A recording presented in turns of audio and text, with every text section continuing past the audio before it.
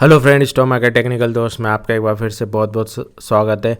आज मार्केट में बड़ी भारी गिरावट थी। निफ्टी ने बहुत क्रूशियल लेवल के नीचे जाकर क्लोजिंग दी है। 24,028 के आसपास 24,300 एक बहुत बड़ा सपोर्ट लेवल था, उसके नीचे जाके क्लोज हुआ। बैंक निफ्टी तो अच्छा खासा 3% डाउन, 1700 पॉइंट की गिरावट रही, 56,019 के लेवल पर क्लोज हुआ। मिड कैप भी 5%, स्मॉल कैप भी 2%। और बात करें इंडिया विक्स, देखिए पैनिक माहौल था तो 17% बढ़ा इंडिया विक्स। और ग्लोबल की बात करें तो यूएस फ्यूचर्स अभी 429 पॉइंट डाउन चल रहे हैं। नैस्डैक फ्यूचर भी डाउन 219।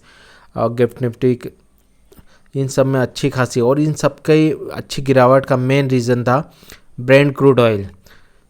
जो क्रूड ऑयल है वो 120 के आसपास जाके टच होके आया है।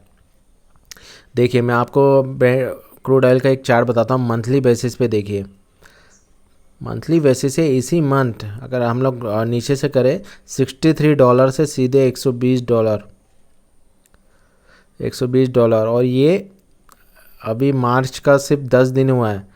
मतलब लास्ट जो क्लोजिंग थी आखिरी में 72 के आसपास, $50 के आसपास बढ़ गया है। तो ये मार्केट में अच्छा खासा पैनिक का सिनारियो किया। और सबसे बड़ी बात है ये 2022 के जो लेवल है उसके आसपास गया है। ये 2022 के आसपास जो लेवल था ये गया। और तो यूएस ईरान की जो वार क्या चल ही रहा है, तो वो जितना पैनिक नहीं कर रहा है उतना ही क्रूड ऑयल कर रहा है। क्योंकि क्रूड ऑयल में ऑलरेडी वहाँ जो यूएसए, मतलब संयुक्त अरब अमीरात, कतर, ये कुछ नेशन है जो क्रूड ऑयल का प्रोडक्शन करते हैं। इराक, ईरान, तो ईरान में तो लड़ाई चल रही है, लेकिन इराक और ये इन सब देशों ने जब वो उनका जो रास्ता है वो ब्लॉक होने के कारण प्रोडक्शन को भी बहुत कम कर दिया है। तो इसके कारण क्रूड ऑयल में अचानक तबाही मच गई।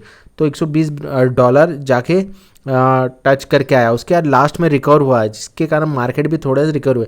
मतलब जो ग्लोबल मार्केट है सेंटीमेंट या हमारे लोकल मार्केट का सेंटीमेंट सब क्रूड ऑयल पे डिपेंड करता है। अगर क्रूड ऑयल डाउन होगा तो हमारे मार्केट में रिकवरी आएगी। क्योंकि अगर क्रूड ऑयल का प्राइस बढ़ेगा, क्योंकि जैसे हम इंडिया की बात करें, इंडिया में हमारे पोर्टफोलियो भी अच्छे खासे नेगेटिव, इंडिया में बहुत ज़्यादा इम्पैक्ट पड़ता है क्रूड ऑयल का। अगर क्रूड ऑयल महंगा होगा तो हमारे देश में महंगाई बढ़ेगी। तो बैंकिंग सेक्टर सबसे ज़्यादा पैनिक दिखाए इसलिए, क्योंकि महंगाई बढ़ेगी तो इंटरेस्ट रेट कम नहीं होगा।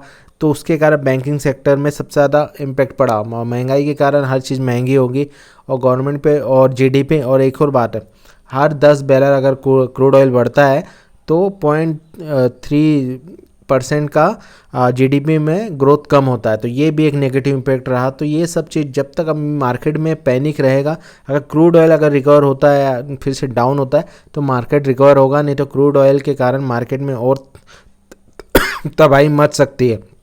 इसकी ओर नज़र रखिए, क्योंकि आज तो सबके पोर्टफोलियो नेगेटिव होंगे, क्योंकि मार्केट में इतना सा पैनिक था कि कोई भी शेयर बचा नहीं है, हर जगह प्रॉफिट बुकिंग हुई है।